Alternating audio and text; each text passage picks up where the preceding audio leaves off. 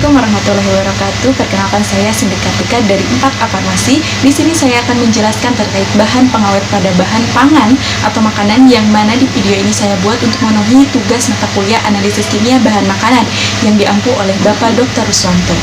Oke, langsung saja kita mulai. Dalam materi yang saya akan jelaskan ini, saya membaginya dalam 5 bagian. Di bagian pertama merupakan pengantar. Di sini saya akan bahas terkait apa itu pengawet, tujuan dari pengawet, syarat suatu zat untuk dijadikan pengawet, dan beberapa jenis dari pengawet itu ada apa aja sih.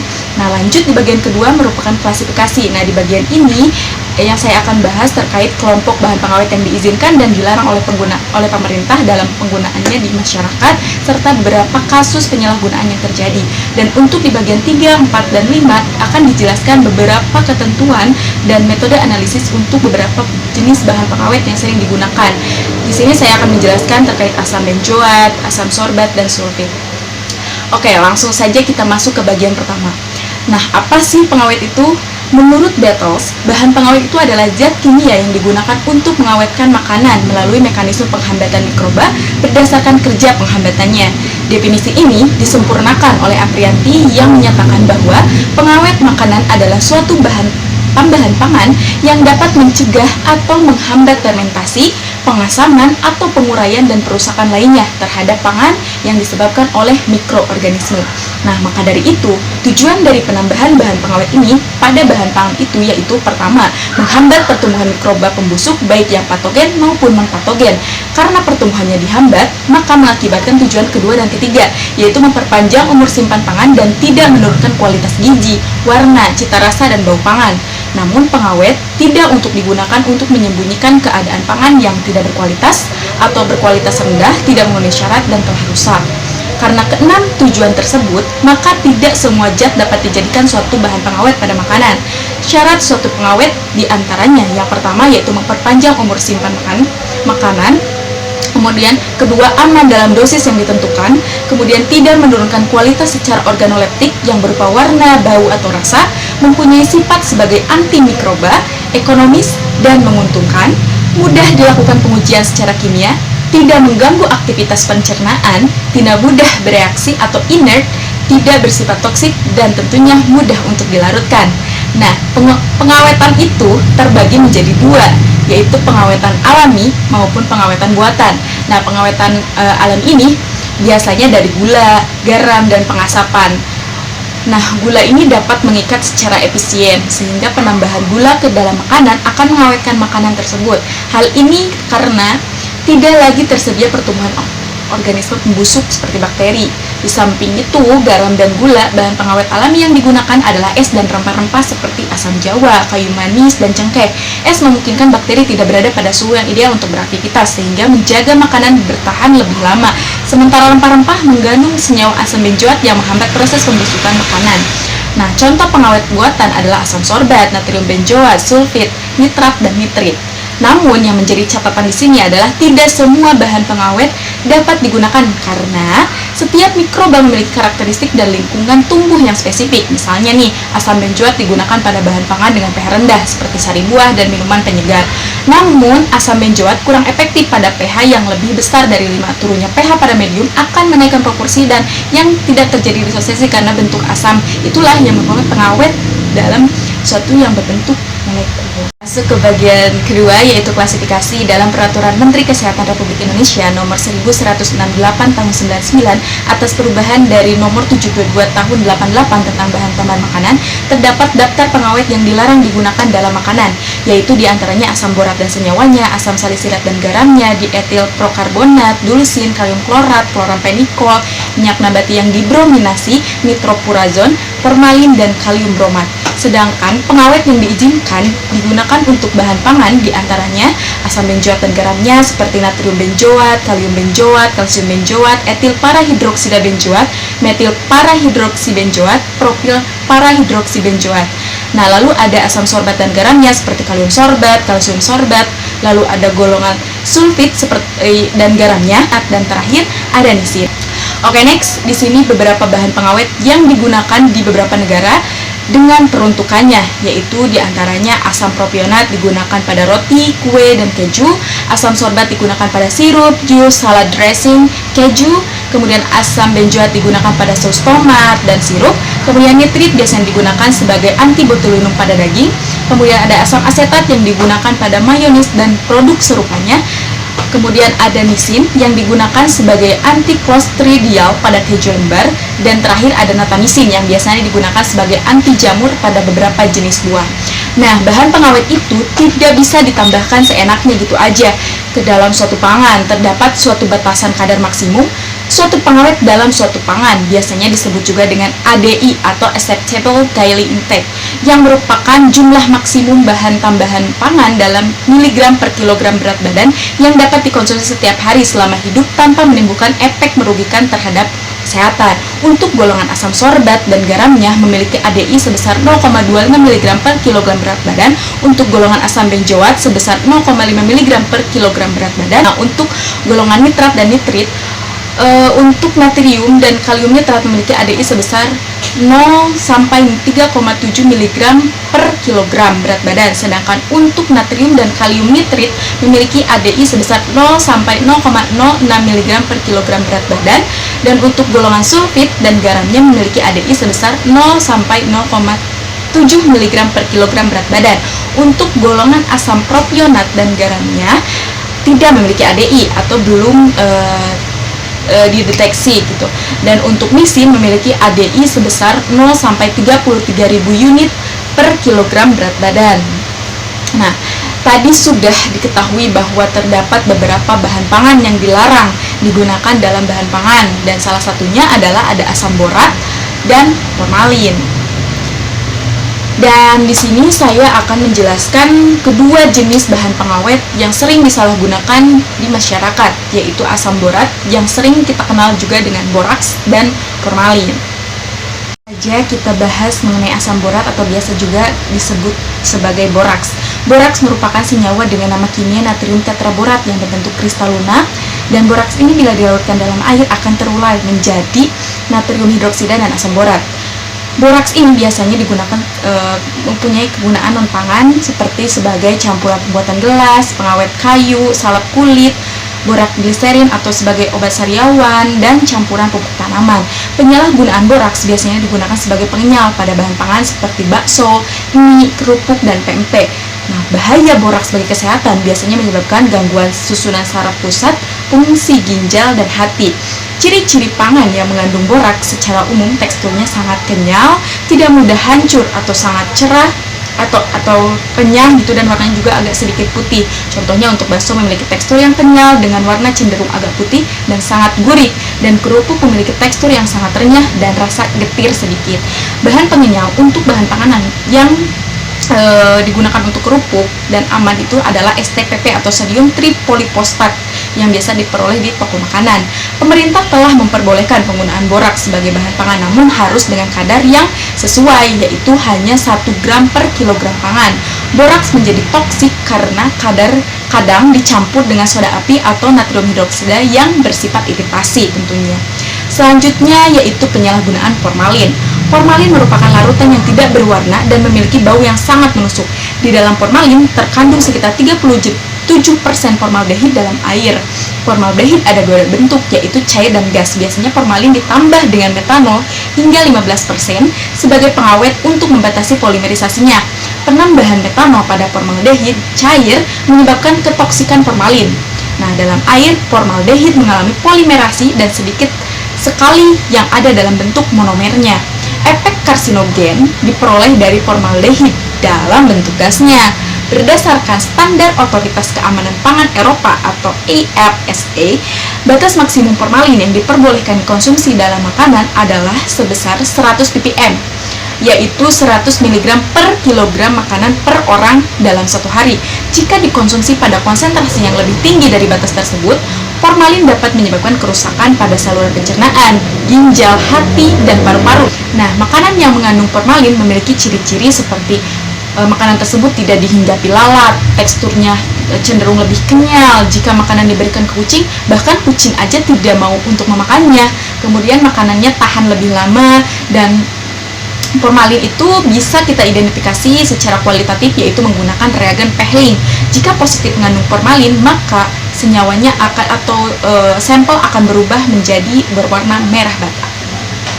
Ketiga yaitu mengenai asam benzoat. Pengawet ini sangat cocok untuk bahan makanan yang bersifat asam karena bekerja efektif pada pH 2,5 sampai 4 untuk mencegah pertumbuhan hamiat dan bakteri dengan mekanisme kerja mengganggu permeabilitas membran sel, struktur sistem genetik mikroba dan mengganggu enzim intraselulernya. Dalam bahan pangan, garam benzoat ini akan terurai menjadi bentuk efektifnya yaitu asam benzoat yang tidak terdisosiasi.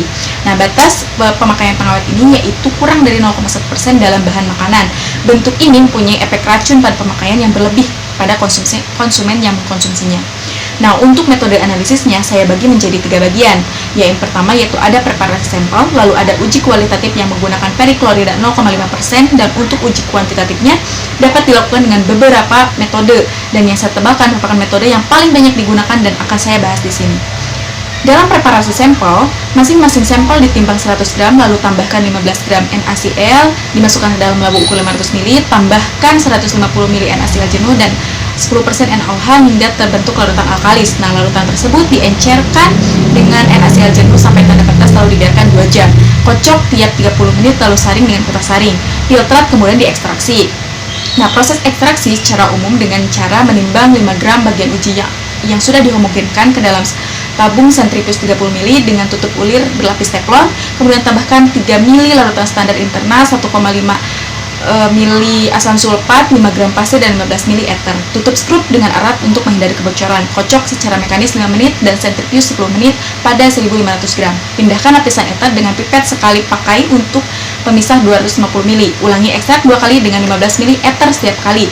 Ekstrak menggabungkan fase ekstraksi menggabungkan fase ether 2 kali dengan 15 ml 0,5 molar NaOH dan 10 ml larutan NaCl jenuh setiap kali proses ekstraksi. Nah, kumpulkan lapisan air dalam 250 ml pemisah, kemudian tambahkan 2 tetes oranye dan diasamkan hingga pH 1 dengan penambahan HCl 1:1. Kemudian ekstraksi dengan ether dengan porsi berturut-turut sebanyak 75 ml, 50 ml, dan 40 ml. Jika terbentuk emulsi, tambahkan 10 ml larutan NaCl jenuh lagi, tiriskan ekstrak dengan ether melalui saringan yang mengandung 15 gram natrium sulfat anhidrat ke dalam labu alas bulat 250 ml. Uapkan larutan ether dalam rotary evaporator pada suhu 40 derajat Celcius hingga kering. Nah, sedangkan untuk proses ekstraksi pada sampel seperti keju dan produk makanan dengan konsistensi seperti pasta dilakukan dengan menimbang 5 gram bagian uji, kemudian homogenkan dalam labu sentrifuge 200 ml, kemudian tambahkan 15 ml air dan aduk dengan pengaduk kaca sampai bagian uji tersebut tersuspensi ke dalam fase air. Tambahkan 3 ml larutan standar internal, 1,5 ml asam sulfat dan 25 ml ether. Tutup labu dengan hati-hati dan periksa kebocorannya. Kocok dengan menggunakan secara mekanis 5 menit dan sentrifuge 10 menit pada 2000 gram. Pindahkan lapisan ether dengan pipet sekali pakai ke dalam pemisah 250 ml. Nah, lakukan proses yang sama seperti pada metode umum.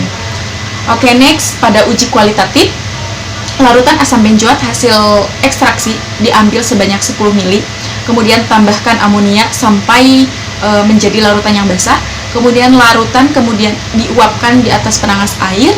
Residu yang diperoleh ini dilarutkan dalam air panas lalu disaring. Nah, tambahkan 3-4 tetes periklorida 0,5%.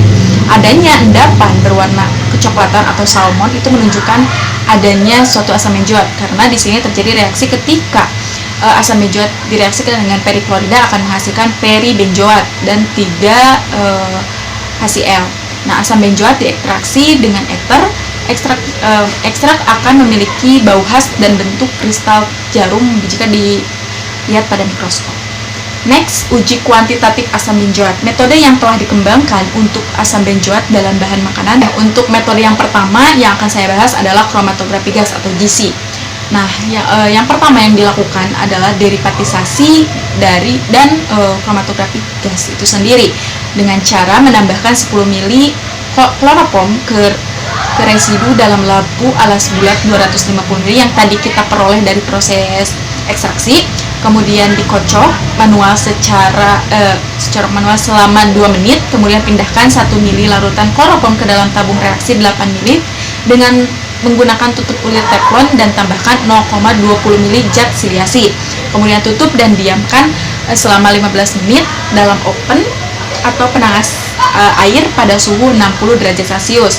Suntikan duplikat 1 liter bagian larutan residu itu ke dalam kromatografi gas. Mulai program suhu ketika puncak larut muncul, kemudian setelah selesai ukur tinggi puncak dan hitung rasio tinggi puncak asam benjoat atau asam penil asetat. Gunakan rata-rata dari rasio duplikat tersebut. Nah, rasio tinggi puncak untuk injeksi duplikat harus berbeda 5%.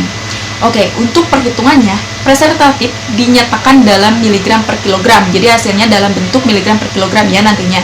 Nah, itu dihitung dari Y-A bagi B kali W aksen per W kali 1000, di mana B itu kemiripan kurva standar dengan A merupakan intercept, Y merupakan rasio tinggi puncak rata-rata pengawet, kemudian W merupakan berat bagian uji dalam gram, kemudian W aksen merupakan berat standar internal yang dinyatakan dalam miligram.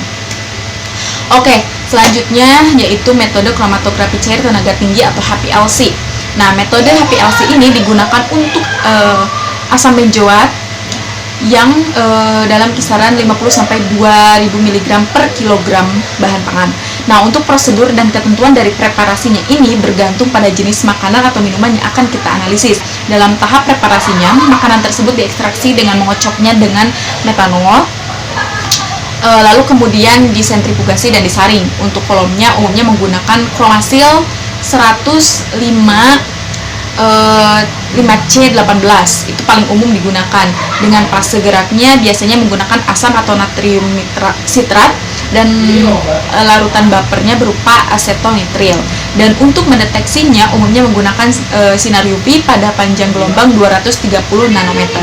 Begitupun pada sampel lainnya. Tiap sampel seperti jus jeruk, jus buah, makanan yang berbentuk pasta seperti jam dan yogurt kental, tiap sampel makanan tersebut dipreparasi secara berbeda dengan fase gerak yang berbeda, dideteksi dengan panjang gelombang UV yang berbeda, namun rata-rata menggunakan kolom dengan jenis yang sama, yaitu C18. Nah, next, metode selanjutnya yaitu spektrofotometri UPP. Suatu zat dapat dianalisis menggunakan spektro UPP, syaratnya adalah harus memiliki gugus ausokrom dan kromopor. Nah, di asam benjoat dapat ditetapkan kadarnya secara spektrofotometri karena asam benjoat mempunyai kromopor yang dapat menyerap sinar UV. Gugus kromopor tersebut adalah gugus hidroksil atau OH. Lalu absorbansinya diukur menggunakan spektro UPP dengan panjang gelombang di antara 265 sampai 280 nanometer menggunakan kurva baku yang sebelumnya tentunya kita buat terlebih dahulu. Nah, asam benjoat kali 1,118 merupakan sama dengan kadar dari natrium benjoat. Seperti itu. Oke, metode yang terakhir untuk asam benjoat yang akan saya bahas di sini adalah metode titrasi asam basa. Dalam preparasi sampelnya dilakukan langkah-langkah sebagai berikut. Pertama, 150 gram sampel padat atau 150 ml sampel cair ditambahkan natrium klorida jenuh. Kemudian tambahkan natrium hidroksida 10%, lalu encerkan dengan natrium klorida jenuh lagi. Lalu ekstraksi dengan ether. Yang perlu dicatat adalah jika sampel mengandung lembab, tambahkan natrium hidroksida 10% ke dalam filter tersebut. Jika ada alkohol, tambahkan natrium klorida sampai mengendap dan dilakukan pendiaman selama kurang lebih 2 jam.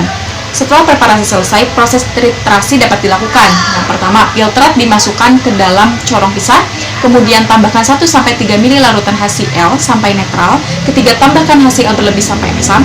Keempat, diekstraksi dengan kloropom menggunakan volume berturut-turut 70, 50, 40, dan 30 ml dan larutan kloropom diaduk sampai terpisah. Fase kloropom diuapkan, cuci dengan 5-10 ml kloropom, kemudian destilasi pada temperatur rendah hingga 1/4 bagian tersisa. Kemudian cuci dengan 5-10 ml kloropom. Panaskan pada temperatur kamar dalam 30-50 ml alkohol netral. Destilasi dengan 0,05 normal natrium hidroksida menggunakan indikator PP. Nah, untuk perhitungannya 1 ml NaOH 0,05 normal itu sama atau setara dengan 0,072 gram natrium benjoat. Oke, masuk ke bagian keempat, yaitu mengenai metode analisis dari sulfit. Secara umum prinsipnya semuanya hampir sama, yaitu mengukur sulfur dioksida bebas dan sulfur total.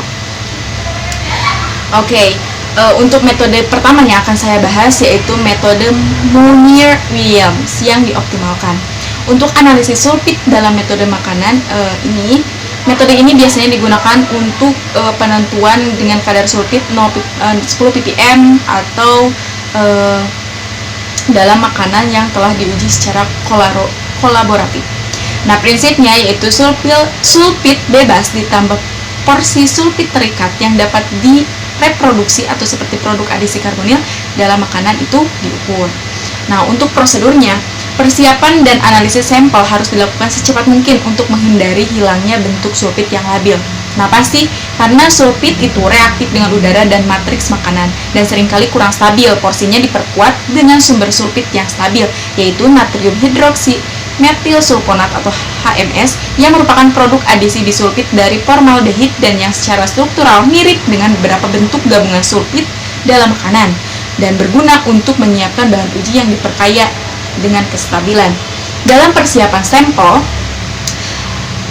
dilakukan dengan beberapa langkah berikut, yaitu yang pertama memindahkan 50 gram makanan atau jumlah yang mengandung 500 gram hingga 1500 gram sulfur dioksida ke pengolah makanan atau blender. Kemudian tambahkan 100 ml campuran etanol atau air dan giling sebentar campuran tersebut. Lanjutkan penggilingan dan pencampuran hanya sampai makanan itu dipotong-potong, cukup beli untuk melewati sambungan kaca tanah dari labu. Dan untuk sampel cair cukup dengan mencampurkan 50 gram sampel uji tersebut atau dengan jumlah yang mengandung 500 gram sulfur dioksida dengan 100 ml campuran etanol atau air. Nah, untuk penerapan persiapan dari sistemnya dilakukan dengan beberapa langkah berikut. Yang pertama, gunakan peralatan distilasi yang telah dirakit. Kemudian masukkan labu ke dalam mantel pemanas dan tambahkan 400 ml air ke dalam labu tersebut. Tutup keran corong dan tambahkan 90 ml larutan asam klorida ke dalam corong. Mulailah aliran nitrogen pada 200 ml per menit, kurang lebih 10 ml per menit ya, dan mulai aliran pendinginan melalui kondensor. Kemudian tambahkan 30 ml larutan hidrogen peroksida 3% ke dalam wadah tersebut. Kemudian setelah 15 menit, peralatan dan air akan terdeoksigenasi atau menghilangkan kadar oksigennya secara menyeluruh dan bagian ujinya yang disiapkan dapat dimasukkan ke dalam peralatan. Masuk ke fase prosesnya. Bagian uji tersebut dipanaskan dengan larutan Klebruks asam klorida untuk mengubah sulfur menjadi sulfur dioksida. Aliran nitrogen yang dimasukkan di bawah permukaan larutan Klebruks bertujuan untuk menyapu sulfur dioksida melalui kondensor berpendingin air dan melalui bubbler yang terpasang pada kondensor ke dalam larutan hidrogen peroksida, di mana sulfur dioksida tersebut akan sulfur dioksida tersebut akan dioksidasi menjadi asam sulfat. Asam sulfat yang dihasilkan dititrasi dengan larutan natrium hidroksida standar dan kandungan sulfit ini berhubungan langsung dengan asam sulfat yang dihasilkan. Sehingga penentuan dan perhitungannya, titrasi segera atau dalam burat itu isi bejana dengan larutan standar natrium hidroksida sampai titik akhir kuning yang bertahan kurang lebih dari 20 detik. Dalam menghitung fraksi massa dari sulfat ini atau W, bulatkan saja hasilnya menjadi bilangan bulat dan nyatakan dalam bentuk miligram per kilogram menggunakan persamaan W sama dengan 32,03 kali V kali 1000 kali N dibagi dengan M. Oke, untuk metode keduanya yaitu metode enzimatik. Metode enzimatik ini biasanya digunakan untuk penentuan kandungan sulfit yang dinyatakan sebagai sulfur dioksida. Namun metode ini tidak berlaku atau tidak digunakan untuk sampel seperti kubis, bawang putih kering, bawang merah kering, jahe, daun bawang, dan protein kedelai. Nah, prinsip dari metode ini, sulfit dioksidasi menjadi sulfat dengan adanya sulfit oksidase dengan pembebasan hidrogen peroksida pada saat yang bersamaan. Reduksi hidrogen peroksida dan konversi NADH menjadi NADA+, dengan adanya NADH peroksidase. Konversi NADH+ menjadi NAD+ ditentukan secara spektrofotometri pada panjang gelombang 340 nanometer dan sebanding dengan kandungan atau konsentrasi sulfit itu sendiri. Nah, untuk prosedurnya, hal yang pertama yang dilakukan tentunya adalah persiapan larutan uji sampel. Untuk sampel cair cukup dengan disesuaikan pH-nya saja, yaitu di 7,5-8 dengan natrium hidroksida dengan konsentrasi 2 mol per liter. Untuk sampel padat, homogenkan sampel secara menyeluruh dan ekstrak dengan air pada suhu 60 derajat Celcius selama 5 menit. Kocok sekali, dinginkan sampel ke suhu sekitar sebelum dilakukan analisis. Dinginkan labu ukur baik dengan membiarkannya selama minimal 15 menit sampai di suhu sekitar atau dalam penangas air 20 derajat Celcius dan diencerkan dengan air sampai tanda batas. Jika perlu, lakukan sentrifugasi. Jumlah sampel dengan jumlah pelarut yang disarankan pada bahan padat. Yang pertama, misalnya kentang 5 gram sampel dilarutkan dalam 50 ml air. Kemudian jika buah kering 1 gram sampel dalam 50 ml air. Jika selai 5 gram dalam 50 ml air. Kemudian jika rempah-rempah 0,1 gram sampel dalam 50 ml air. Dan untuk produk kentang kering yaitu 2 gram sampel dalam 50 ml air. Nah, dari proses ekstraksi tersebut, ambil 100 liter untuk 500 liter larutan ini untuk penentuan uji enzimatiknya.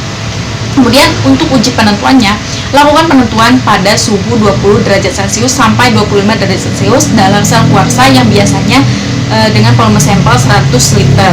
Jika volume sampel berbeda dari 100 liter, atur volume air yang ditambahkan sehingga volume akhir air dan sampel adalah 2 ml. Jika reaksi belum berhenti, lanjutkan membaca absorbansi dengan interval 2 menit sampai perubahan absorbansi konstan. Jika absorbansi menurun secara konstan, ekstrapolasi absorbansi kembali untuk ke waktu penambahan suspensi sulfit oksidase untuk memperkirakan A2 yang akan kita gunakan nanti untuk perhitungan.